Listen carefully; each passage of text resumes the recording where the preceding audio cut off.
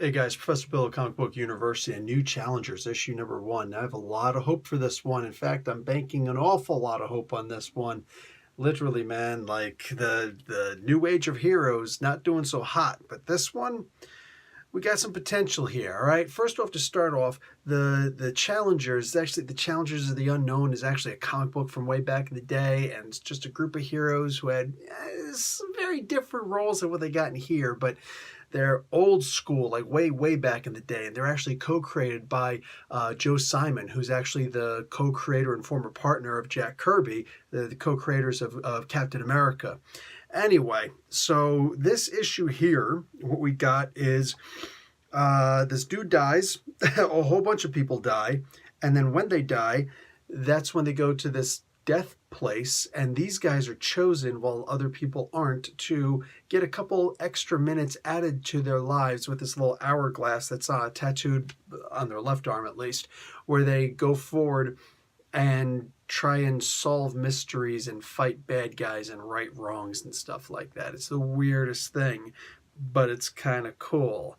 And these are a whole bunch of people who don't like each other, and it's drawn by Andy Kubert. So like sorry, where exactly is the problem with all of this? I'm looking. I don't see any problems with this stuff. This is looking really good so far. So this is like a combination of a whole bunch of different movies and comic books and novels that I've read, and I can see little bits of influence all over the place, and none of it bugs me at all. We've only got the backstory of one of the characters, and that's probably perfect because we don't want everything given away. So Trina, this character, this is really good, man. This is really good. So these guys are basically just globetrotting the world, the universe if necessary. And the big thing is like the guy who's behind all of this seems to have some nefarious means, or some nefarious ulterior motives, I should say.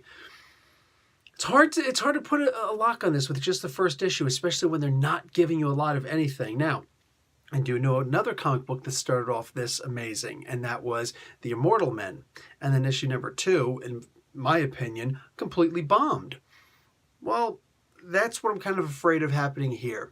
They gave us just enough to keep us salivating and curious, but if they give away too much in the next issue, yeah, this is quite literally a mystery book. It's not necessarily a superhero book, even though there may be superpowers and things like that being shown. Doesn't matter. This is a mystery book. You need to keep this a mystery book. Literally, it's like with The Walking Dead. The moment you find out why the zombies exist, like is it a disease? Is it a toxin? Is it magic? What is it? Suddenly the show is just not going to become interesting at all. Like immediately. It's not like, oh, I'm slowly just tired of the whole Walking Dead thing. No. It's like, oh, that's what happened. So they're going to have to fix it in some way like that. Okay, cool. Good to know. Thanks. You're not going to watch anymore. Same exact thing here. Once all the mysteries are unraveled, this comic book might as well just end. So they need to keep that in consideration. For right now, I'm going to give this comic book a B+.